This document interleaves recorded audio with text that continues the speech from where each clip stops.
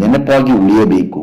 ಆ ನೆನಪು ಮತ್ತೊಬ್ಬರ ಬಾಳಿಗೂ ಬೆಳಕಾಗಬೇಕು, ಸ್ಫೂರ್ತಿಯಾಗಬೇಕು. ವ್ಯಕ್ತಿ ತನ್ನ ಕುಟುಂಬಕ್ಕೆ ಮಾಡುವ ಕೆಲಸ ಸ್ವಾರ್ಥವಾಗುತ್ತದೆ. ತನ್ನ ಕುಟುಂಬದ ಹೊರತಾಗಿ ನಿಸ್ವಾರ್ಥದಿಂದ ಸಾರ್ವಜನಿಕವಾಗಿ ಮಾಡುವ ಕಾಯಕ ಅಥವಾ ಯಾವುದೇ ಚಿಕ್ಕ ಕೆಲಸ ಸೇವೆ ಎನಿಸಿಕೊಳ್ಳುತ್ತದೆ. ಸಾರ್ವಜನಿಕವಾಗಿ 1.5 ಕಿಲೋಮೀಟರ್ ದೂರ ಕಬ್ಬೂರು ಗ್ರಾಮದ ಕೆರೆ ಅಂಗಳದ ಗೋಮಾಳ ರಸ್ತೆ ಇಕ್ಕೆಲೆಗಳಲ್ಲಿ ಬೆಳೆಸಿದ 100 ಸಾಲು ಮರಗಳು ಇವತ್ತು ಕೆ.ವಿ. ಗಂಗಾಧರಪ್ಪ ಅವರು ಗತಿಸಿದ ಮೇಲೂ ಅವರ ಹೆಸರು ಶಾಶ್ವತವಾಗಿ ನೆನಪಿನಲ್ಲಿ ಉಳಿಯುವಂತೆ ಮಾಡಿದೆ. ಅಲ್ಲೊಂದು ಪುಟ್ಟ ಕಾಡು ನಿರ್ಮಾಣವಾಗಿದೆ. ಅದು ಕಷ್ಟಪಟ್ಟು ಬೆಳೆಸಿದ ಮರಗಳ ಸಾಲು. 2011-12ರ ಬರಗಾಲದಲ್ಲಿ ಬೋರ್ವೆಲ್ ಹಾಗೂ ಕೆರೆಯ ಗುಂಡಿಗಳಿಂದ ತಲೆಯ ಮೇಲೆ ಕೊಡ ಹೊತ್ತು ನೀರು ಹಾಕಿ ಕಷ್ಟಪಟ್ಟು ಬೆಳೆಸಿದ ಸಲುಹಿದ ಮರಗಳು. ಈಗ ನೆರಳು ನೀಡುವ ಮರಗಳನ್ನು ನೋಡಿದವರು ಕೆ.ವಿ. ಗಂಗಾಧರಪ್ಪ ಅವರನ್ನು ಪರಿಸರ ಪ್ರಿಯ ಹಾಗೂ ಕಬ್ಬೂರಿನ ಸಾಲು ಮರದ ತಿಮ್ಮಕ್ಕ ಎಂದು ಕರೆಯತೊಡಗಿದ್ದಾರೆ. ನಿಮ್ಮ ಹೆಸರು ಹನುಮಂತಪ್ಪ ಅಂತಂದು ಗಂಗಾಧರ ಜನರು ತನ್ನ ಮಗ ಮಲ್ಲಿಕಾರ್ಜುನ್ ಕಬ್ಬೂರ್ ಅಂತ ಅಂದು ಅವರು ಪತ್ರಕರ್ತರು. ಅವ್ರಿಗೆ ಮತ್ತು ಗಿಡ ಹಾಕ್ಬೇಕಪ್ಪ ಈ ರೋಡಿಗೆ ಅಂತಂದು ಹೇಳಿದಾಗ ಫಾರೆಸ್ಟ್ ಇಲಾಖೆಯಿಂದ ಗಿಡ ತಂದು ಅವರೇ ಸ್ವತಃ ಅದ್ರಾಗೇನು ಬೆನಿಫಿಟ್ ಏನಿಲ್ಲ, ಸ್ವಂತ ಗಿಡ ಸಾಕ್ಬೇಕಂದ್ರೆ ದಿನ ಏನು ಅಡಿಕೆ ತೋಟದಾಗ ಹಿಂಗೆ ಗುಣಿ ಮಾಡ್ಕೊಂತ ಕೂತ್ಕೊಂತ ಡೈಲಿ ಅದೇ ಕೆಲಸ, ಮುಳ್ಳು ಹಾಕೋದು, ಗುಣಿ ಮಾಡೋದು, ನೀರು ಹಾಕೋದು, ಕೊಡಪನ್ನು ಒಯ್ದು ಈ ಥರ ಎಲ್ಲ ಮಾಡ್ಕೊಂತ ಬೆಳೆಸ್ಕೊಂತ ಬಂತು.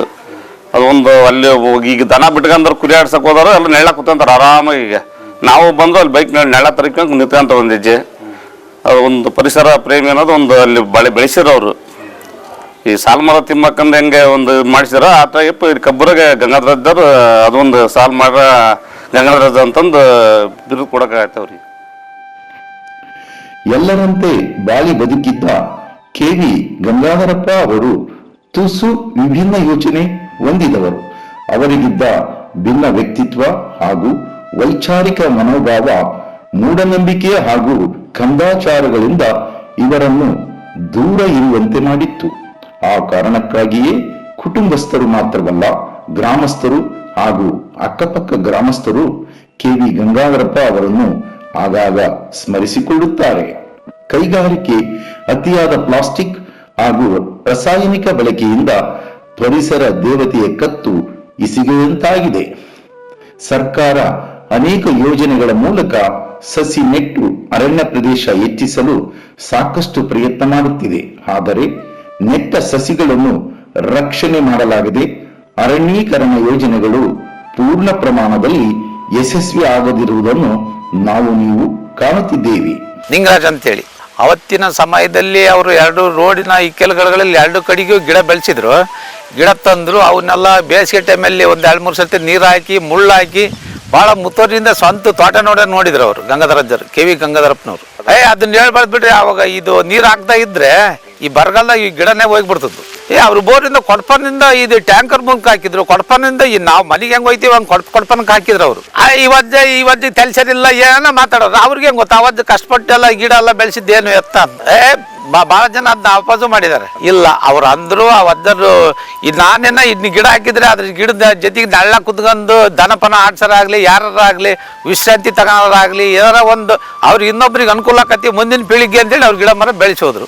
ಅವ್ರು ಮಾಡಿದ್ರು. ಹೌದು, ಈಗ ಅವ್ರ ಅಜ್ಜರು ಕಷ್ಟಪಟ್ಟು ಮರ ಹಾಕಿ ಹೋದ್ರು. ಅವರು 4 ಜನಕ್ಕೆ ಒಳ್ಳೇದಾಗ್ಲಿ ಅಂತ ನೆಳ್ಳಿಗೆ, ದನ ಕರುಗಳಿಗೆ ನೆಳ್ಳ ಕುತ್ಕೊಳಕ್ಕೆ ಮಾಡಕ್ಕೆ.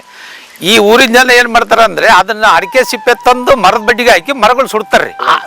ಇಲ್ಲಿ ಸರ್ಕಾರಿ ಜಮೀನು ಇದ್ರು ಅವ್ರು ಮುಂದೆ ಹೋಗಿ ಹಾಕಲ್ಲ ಗುಂಡ್ಯಕ್ಕೆ. ಮರಗಳು ರೋಡ್ ಸೈಡ್ಗೆ ತಂದು ಹಾಕ್ತಾರೆ, ಮರದ ಬಡ್ಡಿಗೆ ಹಾಕ್ತಾರೆ, ಎಲ್ಲ ಸುಟ್ಟೋಕ್ ಮರಕ್ಕೆ ಬೆಂಕಿ ಹಚ್ತಾರಲ್ಲ. ಅದಕ್ಕೆ ಏನಾರ ಈ ಯಾವ್ದಾದ್ರು ಒಂದು ಇಲಾಖೆಯಿಂದ ಯಾರಾದ್ರೂ ಒಂದು ಮರಕ್ಕೆ ರೋಡಿಗೆ ಸಿಪ್ಪೆ ಹಾಕ್ಬೇಡ್ರಿ, ಮರಕ್ಕೆ ಬೆಂಕಿ ಹಚ್ಬೇಡ್ರಿ, ಒಳ್ಳೇದಾಗ್ಲಿ ಊರ ಜನಕ್ಕೆ ಒಳ್ಳೇದಾಗ್ಲಿ ಅನ್ನೋದು ನಾವು ಹೇಳಕ್ ಇಷ್ಟಪಡ್ತೀವಿ. ಕಾಡು ಗಿಡ ಮರ ಇದ್ದರೆ ಮಾತ್ರ ಜೀವರಾಶಿಗಳ ಭವಿಷ್ಯದ ಆರೋಗ್ಯ ಚೆನ್ನಾಗಿರಲು ಸಾಧ್ಯ. ಕಾಡು ಹೆಚ್ಚಾಗಬೇಕೆಂದರೆ ಸಸಿ ನೆಟ್ಟು ಬೆಳೆಸಿ ಮರವಾಗಿಸಬೇಕು. ಅರಣ್ಯ ಸಂರಕ್ಷಣೆ ಹಾಗೂ ಪರಿಸರ ರಕ್ಷಣೆ ಎಂದರೆ ಕೇವಲ ಗಿಡ ನೆಟ್ಟು ನೀರು ಹಾಕಿ ಬಂದರೆ ಆಗದು. ನೆಟ್ಟ ಸಸಿಯನ್ನು ಕನಿಷ್ಠ 5-6 ವರ್ಷ ಮಗುವಿನಂತೆ ಜತನದಿಂದ ಕಾಪಾಡಬೇಕು. ಆಗ ಮಾತ್ರ ಸಸಿಯೊಂದು ಮರವಾಗಿ ಪರಿಸರದ ಒಡಲು ಸೇರಲು ಸಾಧ್ಯ. ಕೆ.ವಿ. ಗಂಗಾಧರಪ್ಪ ಅವರಿಗೆ ಕೃಷಿ ಎಂದರೆ ಪಂಚಪ್ರಾಣ. ಕೃಷಿ ಕಾಯಕದಲ್ಲಿಯೇ ದೇವರನ್ನು ಅವರು ಕಾಣುತ್ತಿದ್ದರು. ಅವರ ಅಣ್ಣ ಕೆ.ವಿ. ರೇವಣಸಿದ್ದಪ್ಪ ಖರೀದಿ ಮಾಡಿದ ಗುಂಡಿ ದಿನ್ನೆಯಂತ ಬರಡು ಭೂಮಿಯನ್ನು ಕಿರಿಯ ಸಹೋದರ ಕೆ.ವಿ. ವೆಂಕಾರಪ್ಪ ಅವರೊಂದಿಗೆ ಸಮಗೊಳಿಸಿ ಹದಗೊಳಿಸಿ ಕೃಷಿಗೆ ಯೋಗ್ಯ ಮಾಡುವುದರಲ್ಲಿ ನಿಸ್ಸೀಮರಾಗಿದ್ದರು. ಹೀಗಾಗಿ ಬರಡು ಭೂಮಿಯಲ್ಲಿಯೇ ಅಡಿಕೆ, ತೆಂಗಿನ ತೋಟ ಮಾಡಿ ಇಂದು ಮಕ್ಕಳು ಉತ್ತಮ ಜೀವನ ಮಾಡಲು ಅಡಿಪಾಯ ಹಾಕಿಕೊಟ್ಟಿದ್ದಾರೆ. ಮತ್ತೊಂದು ಕಾರಣಕ್ಕೆ ಇವರನ್ನು ಸಾವಿರಾರು ರೈತ ಕುಟುಂಬಗಳು ಈಗಲೂ ನೆನಪಿಸಿಕೊಳ್ಳುತ್ತಾರೆ. ಇವರು ಉತ್ತಮ ಜಲ ಸಂಶೋಧಕರು ಹೌದು. ಹಸಿ ಬೇವಿನ ಕಡ್ಡಿ ಹಿಡಿದು ಹೊಲಗಳಲ್ಲಿ ಜಲ ಸಂಶೋಧನೆ ಮಾಡಿ ಅನೇಕ ರೈತರ ಹೊಲದಲ್ಲಿ ಜೀವಜಲ ಗಂಗೆ ಕಾಣುವಂತೆ ಮಾಡಿದ್ದಾರೆ.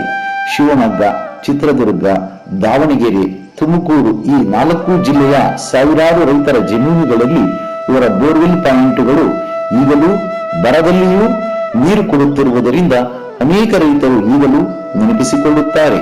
ಮಕ್ಕಳಾದ ನಮಗೆ ನಮ್ಮ ಕುಟುಂಬದವರಿಗೆ ಆಸ್ತಿ ಪಾಸ್ತಿ ಗಳಿಸಿಕೊಟ್ಟಿದ್ದಾರೆಂಬ ಕಾರಣಕ್ಕೆ ನಾವುಗಳು ಸ್ಮರಿಸಿಕೊಳ್ಳುವುದು ಸಹಜ. ಇದರ ಹೊರತಾಗಿ ಅವರು ಕಬ್ಬೂರು ಗ್ರಾಮದ ಗೋಮಾಳ ರಸ್ತೆಯ ಇಕ್ಕೆಲಗಳಲ್ಲಿ ಕಷ್ಟಪಟ್ಟು ಸಾಲು ಮರ ಬೆಳೆಸಿರುವ ಪರಿ ನಮ್ಮ ಹೃದಯದಲ್ಲಿ ಶಾಶ್ವತವಾಗಿ ಅವರು ಉಳಿಯುವಂತೆ ಮಾಡಿದೆ. ಅಷ್ಟೇ ಅಲ್ಲ, ನಮ್ಮನ್ನೆಲ್ಲ ಮೂಢನಂಬಿಕೆ ಹಾಗೂ ಕಂದಾಚಾರಗಳಿಂದ ದೂರ ಇರುವಂತೆ ಮಾಡಿರುವುದರಲ್ಲಿ ಇವರ ಪಾತ್ರ ಬಹಳ ಮುಖ್ಯವಾಗಿದೆ. ಇವರ ನೆನಪಿಗೆ ಕುಟುಂಬದವರಾದ ನಾವು ಕೂಡ ಇದೇ ಸಾಲು ಮರಗಳ ನಡುವೆ ಇರುವ ಜಾಗದಲ್ಲಿ ಸಸಿಗಳನ್ನು ನೆಟ್ಟು ಬೆಳೆಸುವ ಪ್ರಯತ್ನ ಮಾಡುತ್ತಿದ್ದೇವೆ. ಇದು ನಾವು ಅವರಿಗೆ ಸಲ್ಲಿಸುವ ಗೌರವ ನಮನಗಳು.